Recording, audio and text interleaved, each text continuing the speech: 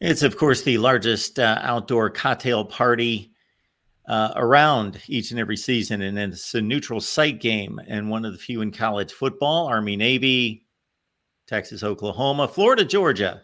And of course, Georgia's been the much better program in recent years. 14.5 point favorite. We got Steve Merrill stopping by, of course, from Wager Talk to break it down for us. Gators and Dogs, Steve, 14.5 points. Well, you're the voice of college football, so I'm so glad to hear you call it the greatest cocktail party, the largest cocktail party, because I did a solo video at Wager Talk TV, wagertalk.com, and I said as well at the intro, are we allowed to say it anymore? Comment below. I read the comments. Let me know. And you need a cocktail sometimes to keep up with all these name changes. Yeah, this was probably one of the least offensive names in the history of college football to be required to change its name. But it is always a rival series, and it is an underdog rival here with, Florida, obviously a 2-touchdown dog. Line was as high as 17.5 a week ago, the look-ahead line.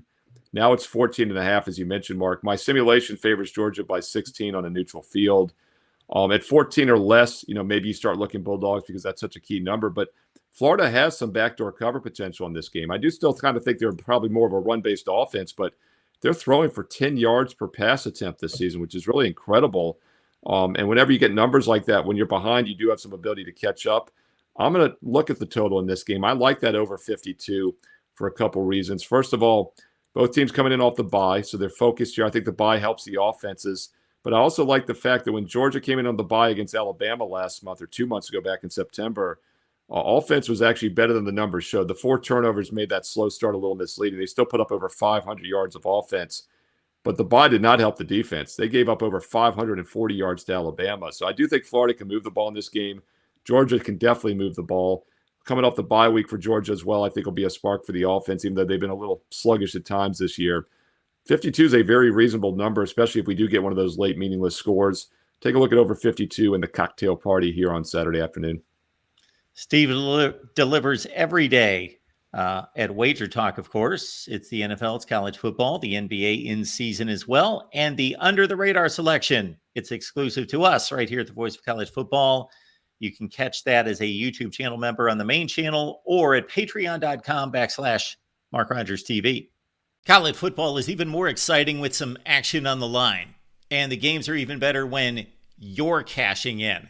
And the Voice of College Football is the place to be to get the greatest value. Let's start with my picks. 75% against the money line, 58% against the spread. I've got a 40-year track record. In fact, in 2023, at $100 played per game, you would have netted over $9,300. And guess what? I'm just the warm-up act.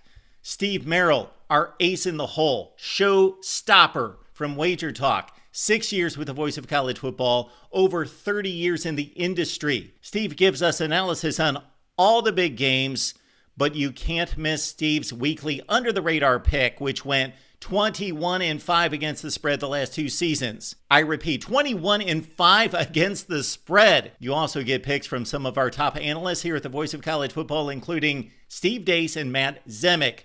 Become a YouTube channel member or Patreon member for just $99 per month.